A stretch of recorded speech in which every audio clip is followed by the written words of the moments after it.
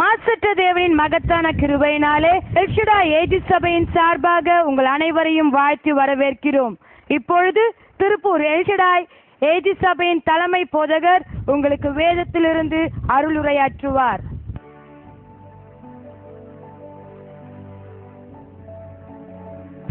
கிறிஸ்துவுக்குள் அருமையான தேவனுடைய பிள்ளைகளே, உங்களோடு கூட இந்த தொலைக்காட்சியின் மூலம் தேவ செய்தியை கொடுப்பதில் மிக்க மகிழ்ச்சி அடைகிறேன். கர்த்தர் நம்மை தூக்கி நிறுத்துகிறவர் என்பதை நீங்கள் அறியும்படிக்கு இன்றைக்கு உங்களோடு கூட கர்த்தருடைய வார்த்தையை நான் பேச விரும்புகிறேன். ஆபகுக்கின் புஸ்தகம் 3ஆம் அதிகாரம் 19ஆம் வசனத்தில் பார்க்கும் பொழுது, கர்த்தர் என் பலன் என்று ஆபகுக் தீர்க்கதரிசி சொல்லுகிறதை பார்க்கிறோம். இன்றைக்கு நமக்கு பலன் யார்? நமக்கு எங்கே இருந்து பலன் வருகிறது? எப்படிப்பட்ட பலத்தை நாம் பெற்றுக்கொள்ள முடியும்? உலகத்திலே நேர்த்தியான வாழ்க்கை வாழ நமக்கு பலன் எங்கே இருந்து வருகிறது என்பதை உங்களோடு பகிர்ந்து கொள்ள விரும்புகிறேன். கர்த்தர் தாமே இந்த வார்த்தைகளின் மூலம் உங்களோடு பேசி உங்களை ஆசீர்வதிப்பாராக. ஆபகுக் சிறிய தீர்க்கதரிசிகளிலே ஒருவன்.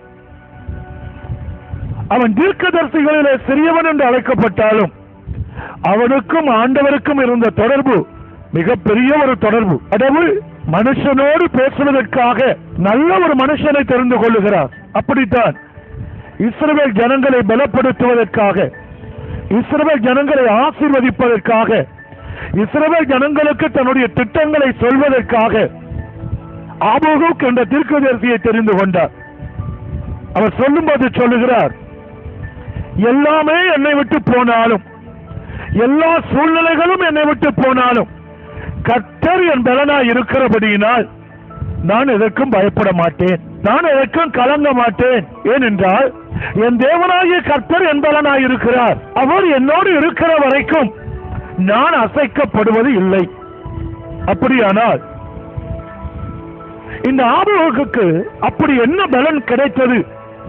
அத்திமரம் துளிவிடாமல் போனாலும், ஆட்டு மந்தையிலே முதலற்று போனாலும், தொழுவத்திலே மாடுகள் இல்லாமல் போனாலும், திராட்சை செடிகளிலே பலன் இல்லாமல் போனாலும், நான் கர்த்தருக்குள் மகிழ்ச்சியா இருப்பேன் சொல்றான். எல்லாமே இருந்தா தான் ஒரு மனுஷனுக்கு மகிழ்ச்சி என்பது அல்ல.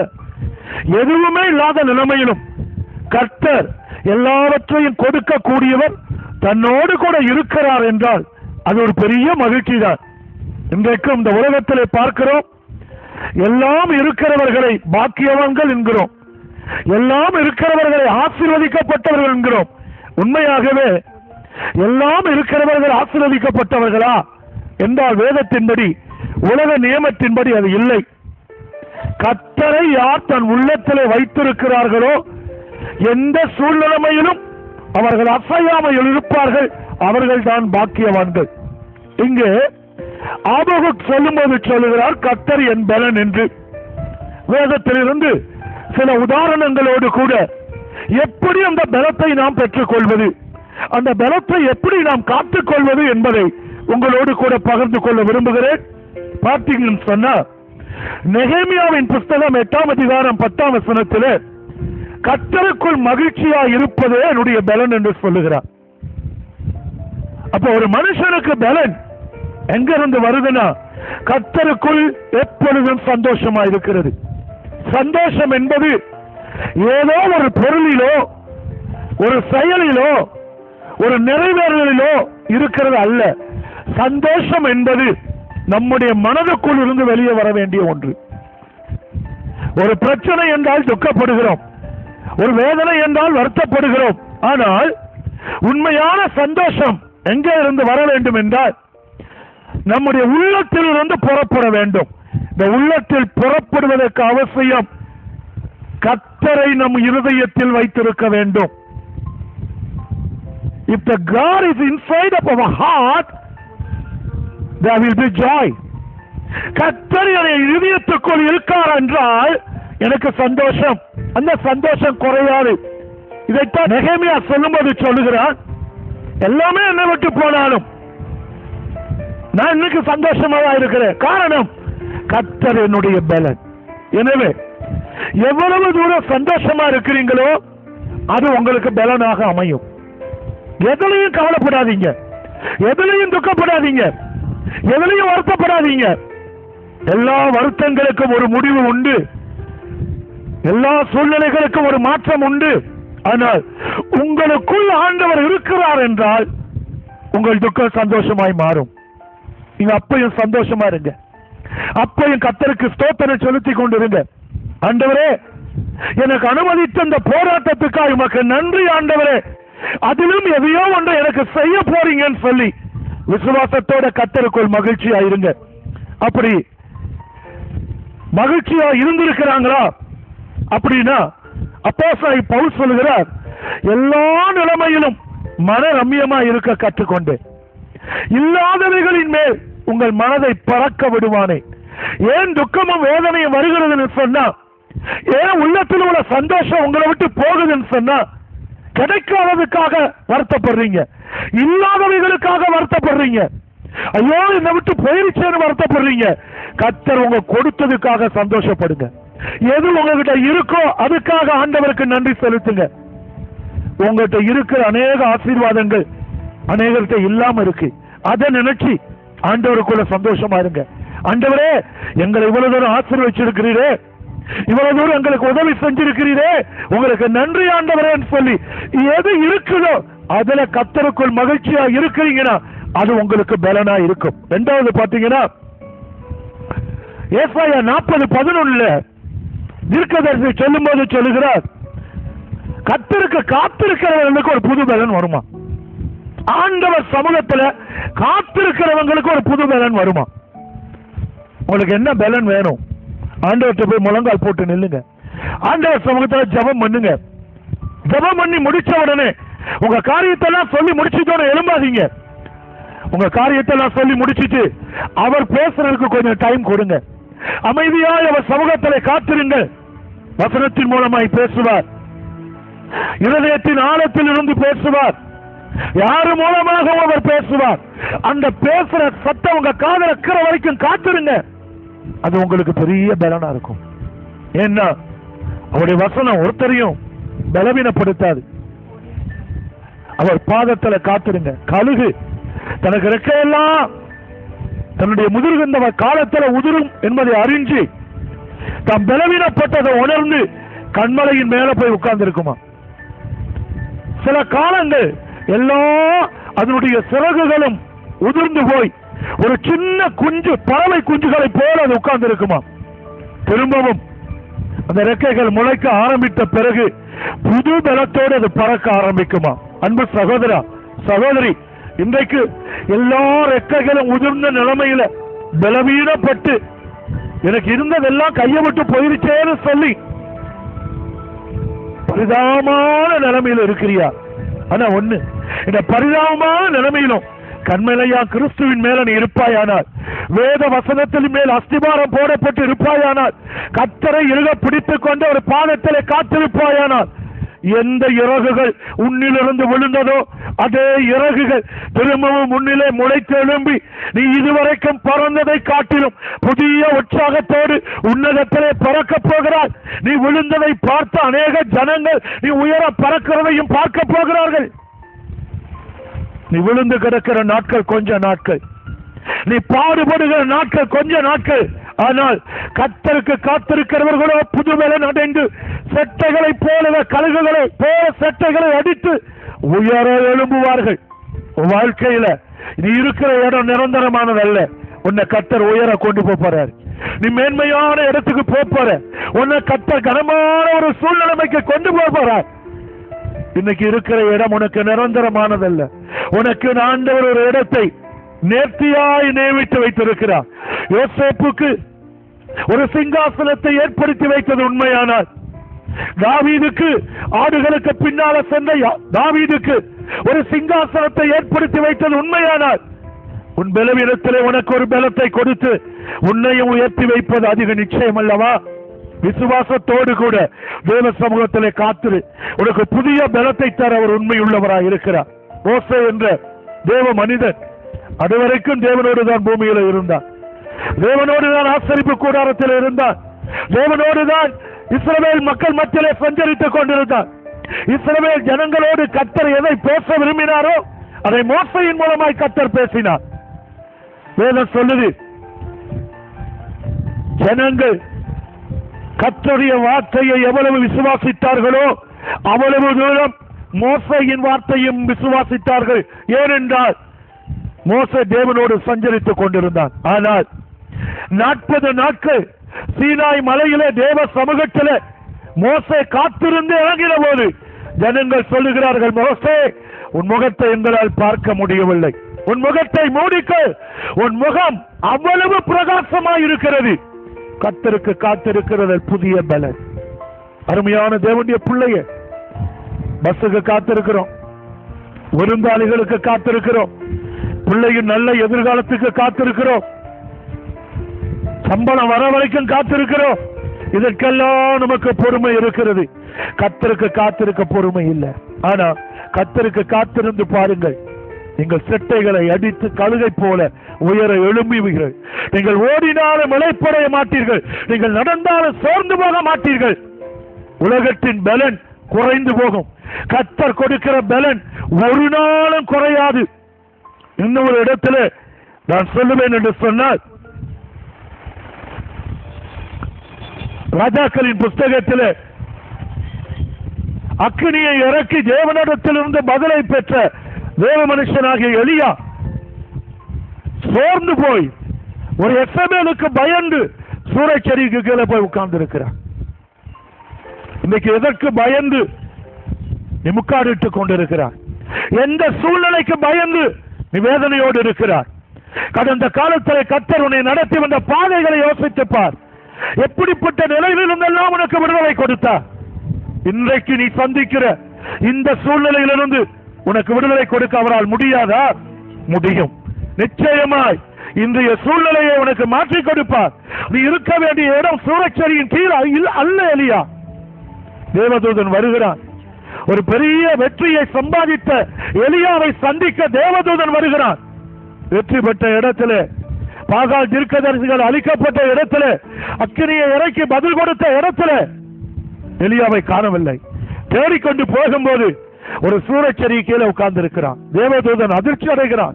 இவ்வளவு பெரிய மனிதன் நீ சூறைச்செடிக்கு கீழே உட்கார்ந்து இருக்கிற, தூங்கிக் கொண்டிருக்கிறான், சோர்ந்து போய் இருக்கிறான். தட்டி எழுப்பி அவனுக்கு ஆகாரத்தை கொடுத்து சொல்லுகிறான், நீ போக வேண்டிய தூரம் வெகு தூரம், இதை சாப்பிட்டுட்டு போ.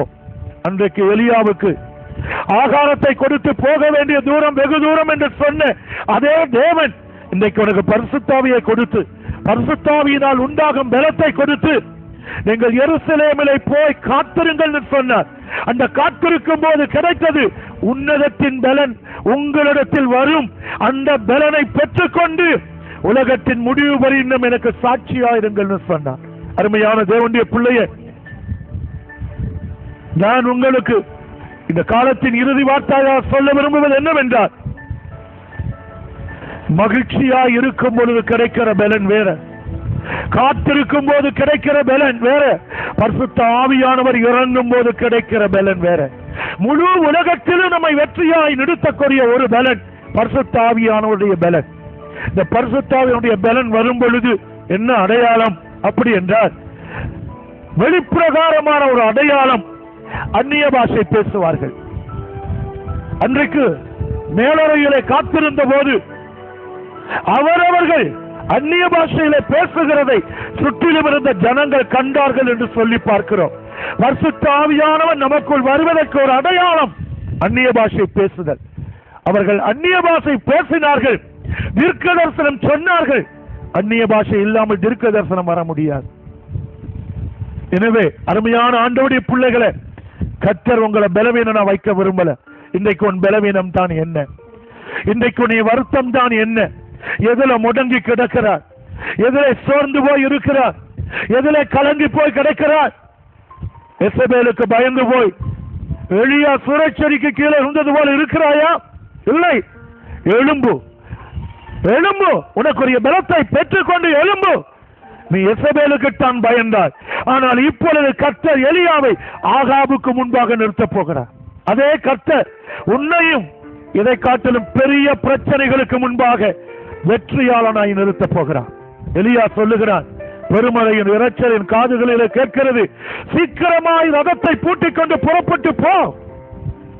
ஆகாப் வேகமாய் தன் ரதத்தை பூட்டிக் கொண்டு புறப்படுகிறான். அந்த ஆகாபுடைய ரதத்துக்கு முன்பதாக இஸ்ரவேல் தேசம் வருகிற வரைக்கும் எலியா ஆகாபுடைய ரதத்துக்கு முன்பாக ஓடினான் என்று பார்க்கிறோம்.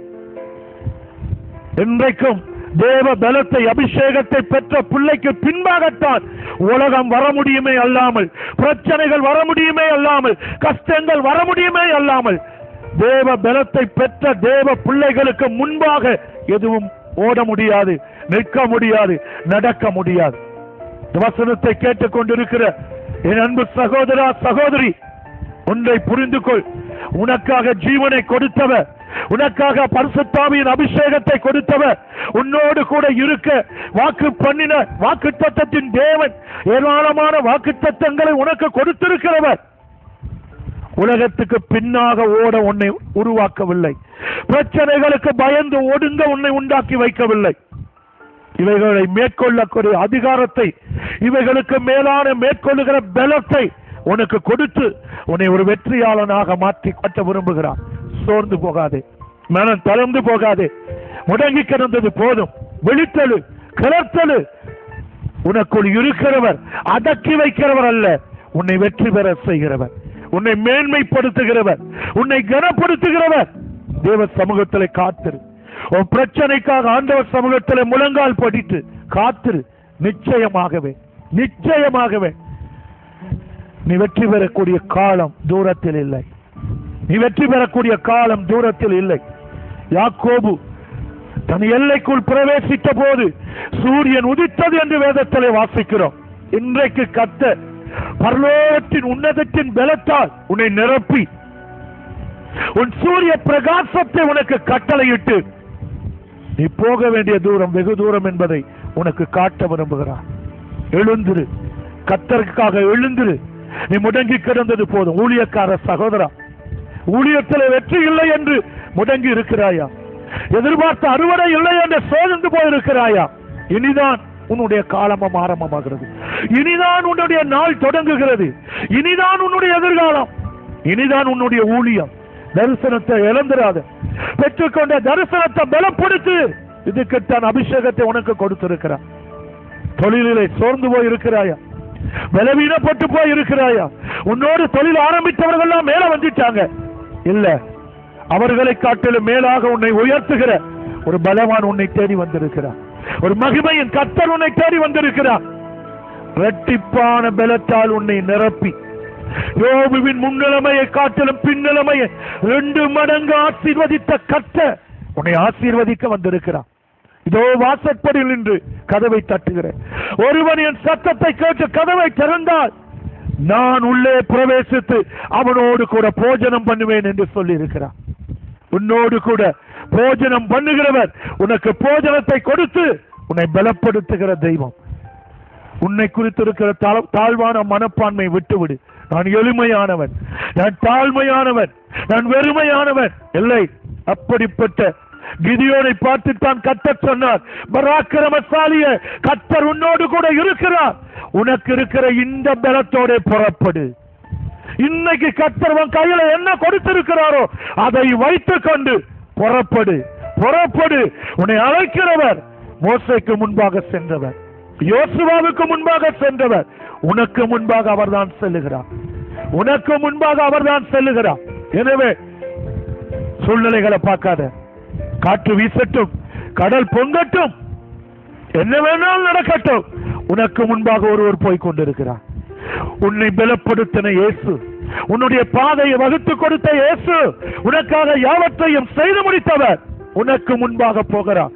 தொடர்ந்து பயணம் செய், தொடர்ந்து பயணம் செய். சோர்ந்து போகாதே. எப்பொழுதும் கர்த்தருக்குள் மகிழ்ச்சியாயிரு, அது உனக்கு பலன். தேவ சமூகத்திலே காத்திரு, அது உனக்கு பலன்.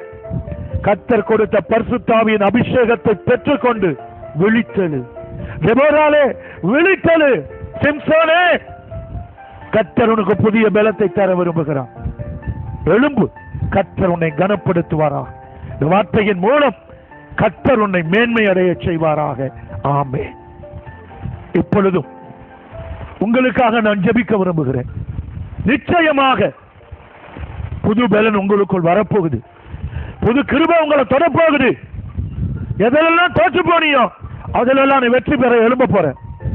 சோர்ந்து போனது போலும், எழும்பு. இந்த நாள் உன்னுடைய நாள். இந்த நாள் உன்னுடைய நாள். உங்களுக்காக நான் ஜெபிக்கட்டுமா? கண்களை மூடி, ஆண்டவரே என்னோடு பேசினீரே, என் வாழ்க்கையில் அதை நிரூபிக்க என்னை ஒப்பு கொடுக்கிறேன் என்று சொல்லுவாயா? எங்கள் பரலோக பிதாவே, மனமகிழ்ச்சியான உம்முடைய சந்தர்ப்பத்துக்காக நன்றி செலுத்துகிறோம். உம்முடைய வசனம் நம்முடைய பிள்ளைகளுக்கு நேராக கடந்து சென்றதை நாங்கள் ஆவியில உணர்கிறோம். ஆண்டவரே, உம் வசனம் வெறுமையாய் திரும்பாது. வசனத்தை கேட்டு பலவீனப்பட்டு சோர்ந்து போய் இருந்த பிள்ளைகள் இந்த வசனத்தின்படி எழும்புவார்களாக, பிரகாசிப்பார்களாக. தள்ளாடுகிற முழங்கால்கள் பலப்படுவதாக. வியாதிகள் இயேசுவின் நாமத்திலே ஒளிந்து போவதாக. பண கஷ்டங்கள், கடன் தொல்லைகள், எதிலெல்லாம் பிள்ளைகள் பலவீனப்பட்டு இருக்கிறார்களோ பலப்படுத்துவீராக. எங்களை பலப்படுத்த வந்த எங்கள் தெய்வமே, உடைய பிள்ளைகள் ஆசீர்வதியும், மேன்மைப்படுத்தும். நல்ல சாட்சிகள் எழும்ப ஜெபிக்கிறோம். ஆண்டவரே, சத்துருக்களுக்கும் வாய் பந்தி ஆயத்தப்படுத்தி உடைய பிள்ளைகளின் தலைகளை எண்ணெயால் அபிஷேகம் பண்ணி தலையை உயர்த்தி வைப்பீராக. ஆசீர்வதியும், ஆசீர்வதியும். இயேசு கிறிஸ்துவின் நாமத்தில் ஜெபம் கேளும் எங்கள் பரலோக பிதாவே. ஆமென். கர்த்தர் தாமே உங்களை ஆசீர்வதிப்பாராக. ஆமென்.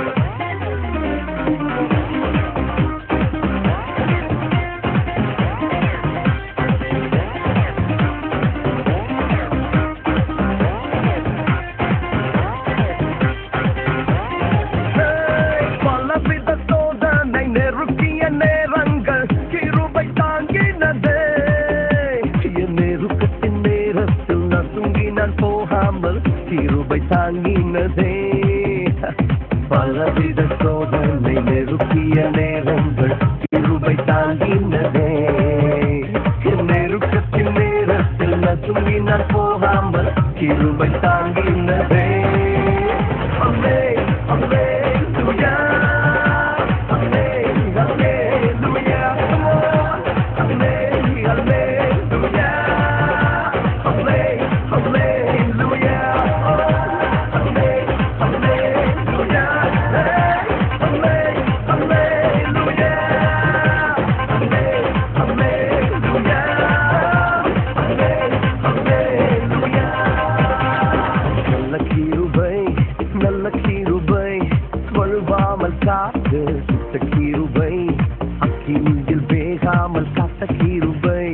தண்ணீரிலே மூழ்காமல் தாங்கும் கிருபை வல்ல கிருபை நல்ல கிருபை வழுவாமல் காத்து சுத்த கிருபை அக்கினியில் வேகாமல் காத்த கிருபை தண்ணீரிலே மூழ்காமல் தாங்கும் கிருபை கிருபை என்னை தாங்கிருவே கிருபை என்னை நடத்திருவே கிருபை என்னை தாங்கிருவே கிருபை என்னை நடத்திருவே அல்லே அல்லேலூயா அல்லே அல்லேலூயா அல்லே அல்லேலூயா அல்லே அல்லேலூயா